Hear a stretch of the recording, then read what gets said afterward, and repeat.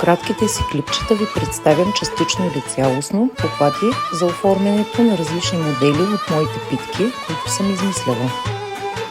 В видео секцията на моят канал може да намерите най-различни моделчета, като във всеки дълъг клип ще видите оформянията от началото на разделянето до края.